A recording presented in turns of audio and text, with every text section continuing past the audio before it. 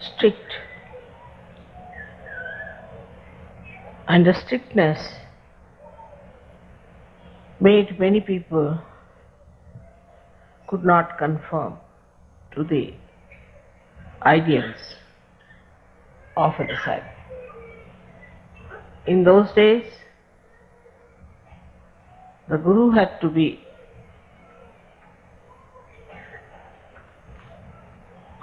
absolutely the authority, and it was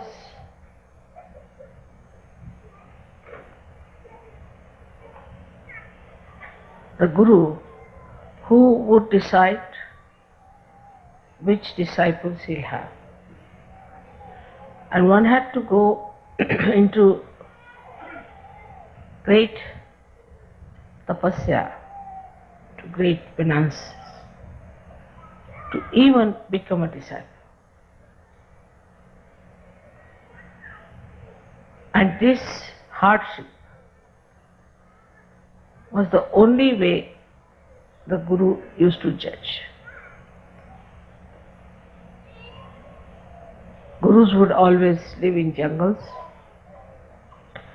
and they would select their disciples, very few, very few, and they had to go and beg food from the neighboring villages and cook food for their Guru with their own hands and feed the Guru.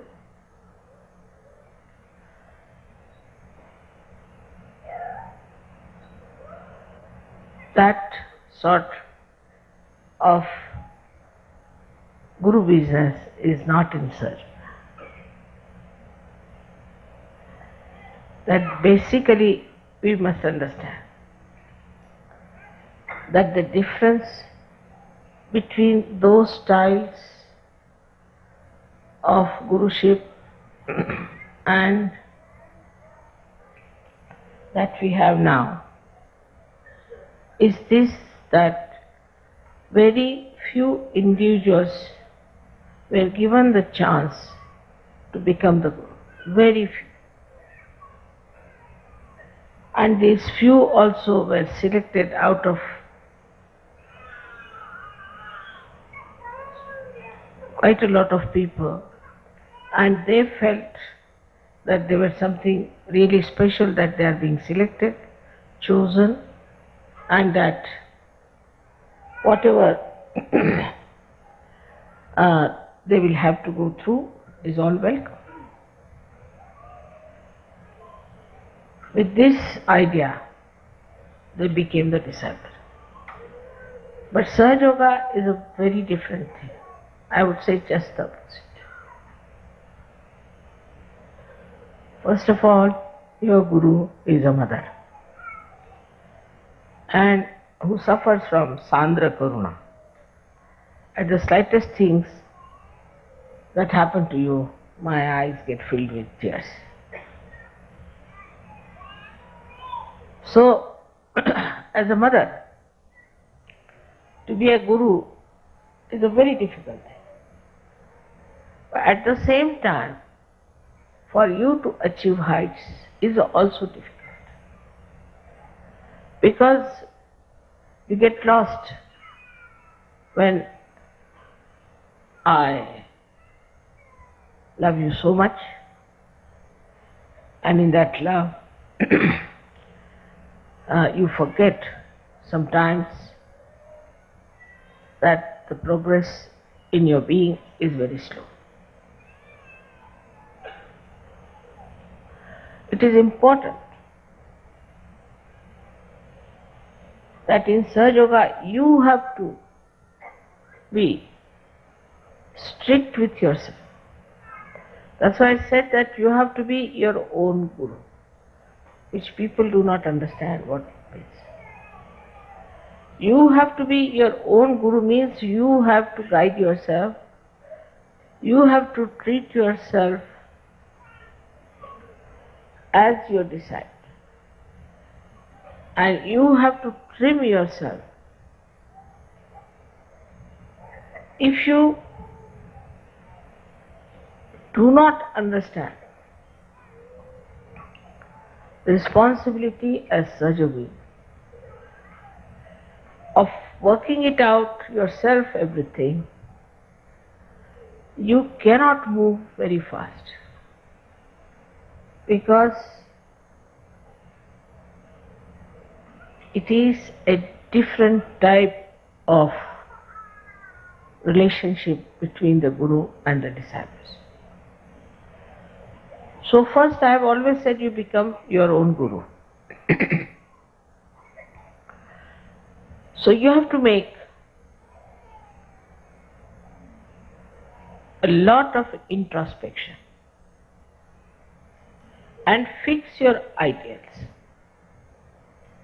Before you, I am sitting. You have seen me how I am.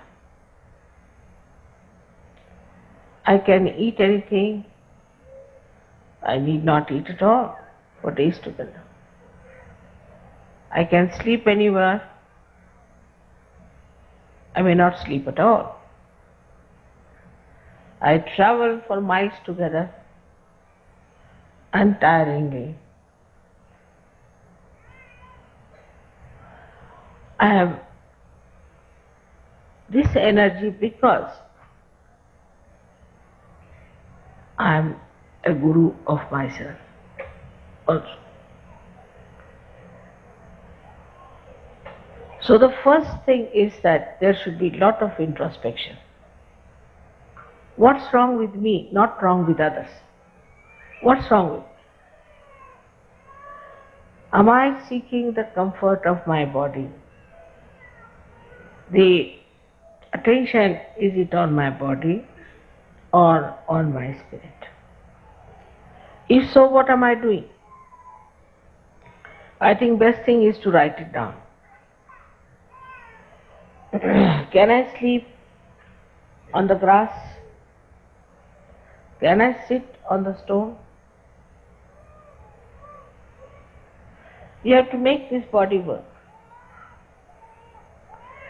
Can I sleep anytime I like, and can I keep awake anytime I like? I've seen people doze off. The reason is this, not that they're bad or in any way indisciplined people, but because inside they're tired. If you're tired inside, then you feel tired all the time. You'll see on the television, if you see people in the West, they're always sitting like this, because they're so very tired.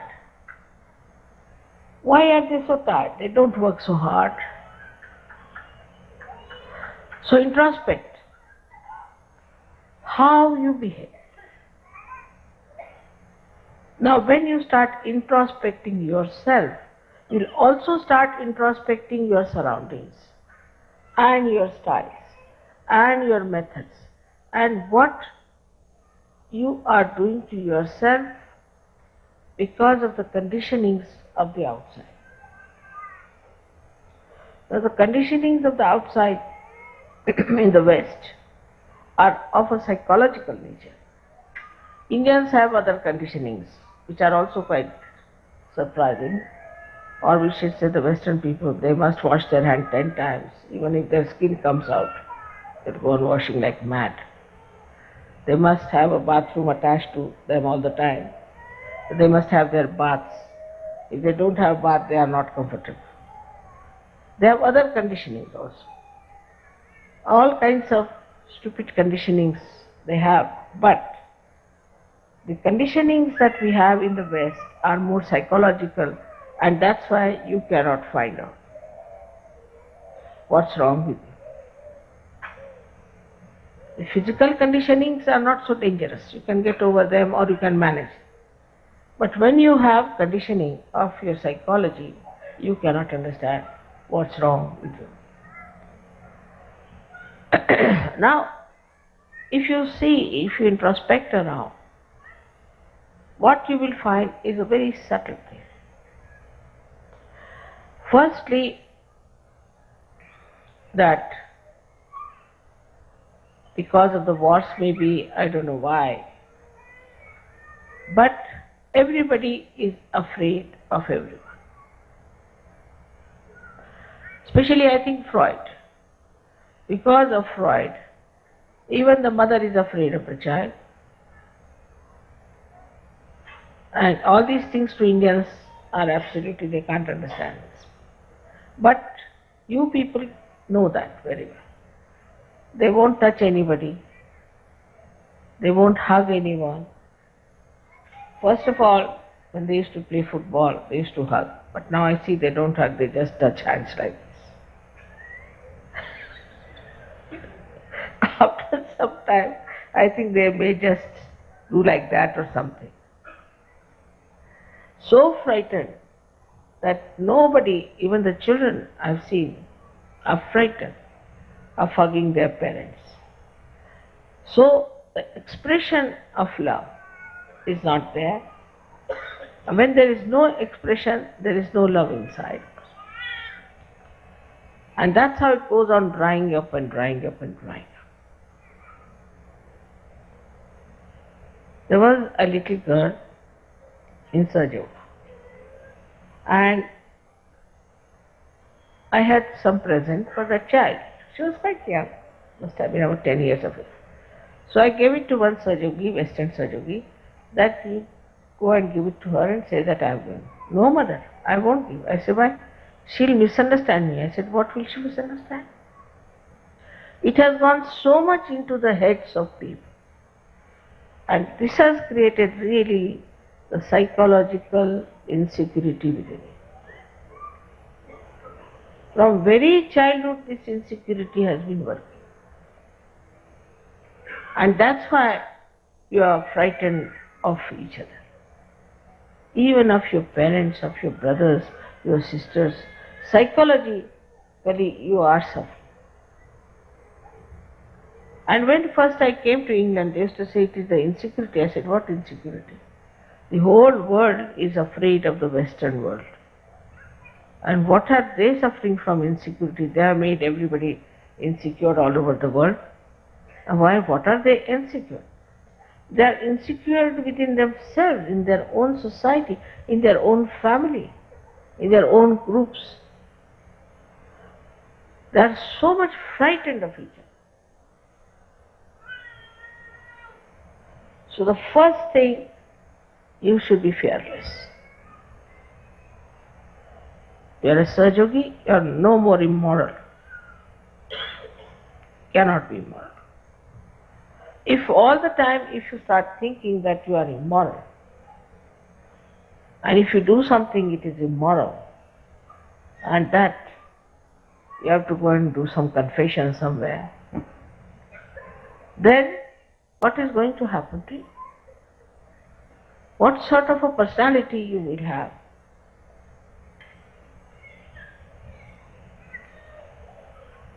We have to change this by changing ourselves.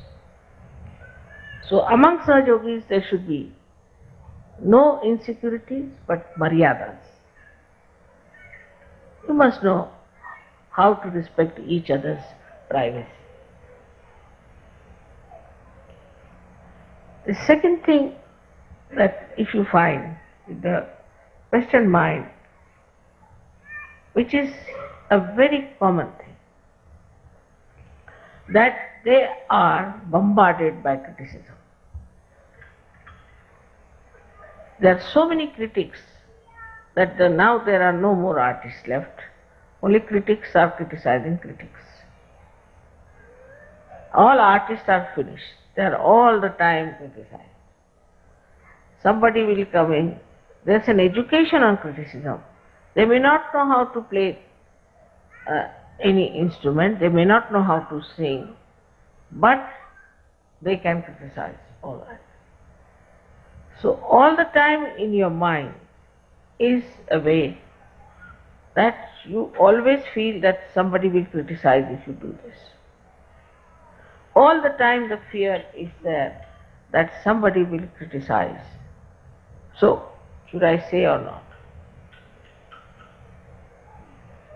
As Sahajogis, you shouldn't worry about these stupid people because they're blind, and if they want to criticize you, let them criticize. What does it matter? Makes no difference. But this you have to build up within yourself.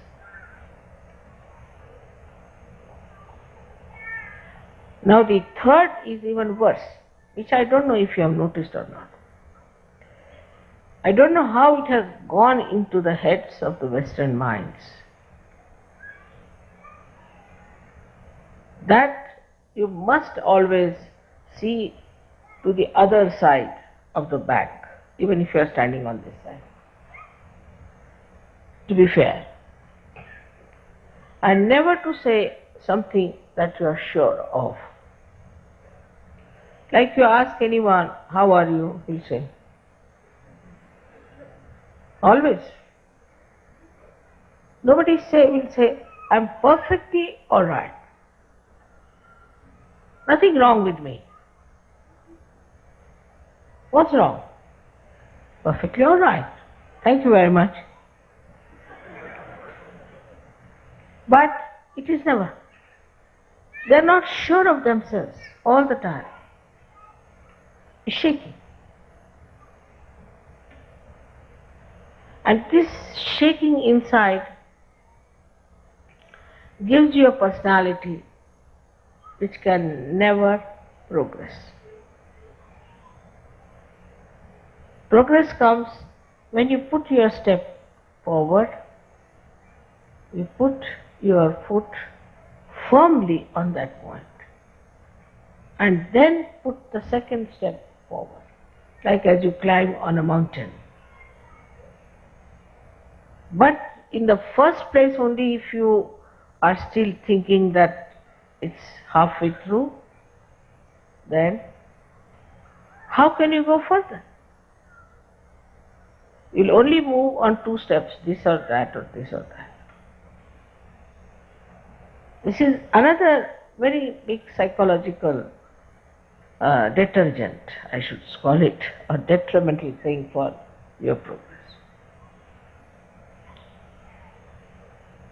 Now the third thing you have learnt, which is also third or fourth maybe, that you must argue out yourself.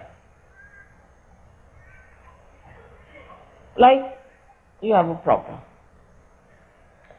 You'll come and tell me, Mother, this problem I've got. This is very common with everyone. I have this problem. I'll say, alright, this is the solution. Then you will come out, no, but in this will happen. Then you tell another solution. No, Mother, this can be this way. Alright, you tell third solution. No, Mother, in this can happen. Tell fourth, this can happen. You are standing against yourself all the time. Then I have to say, this is your problem, not mine, and I am giving you the solutions, and if you want to solve your problem, better take a positive attitude. The brain is this way. In our Hindi language, it's called ulti khopdi. You are all the time arguing against yourself. So how can you progress? This is another great problem of the Western mind, that it doesn't try to face any problem as your own, but go on arguing with yourself like a lawyer. See, there are two lawyers, one yourself, another lawyer, one arguing. So is a double personality in the being. Is not a single personality. As I said, it is very, very psychological that people have to take to this kind of a turn suddenly, without understanding how dangerous it is.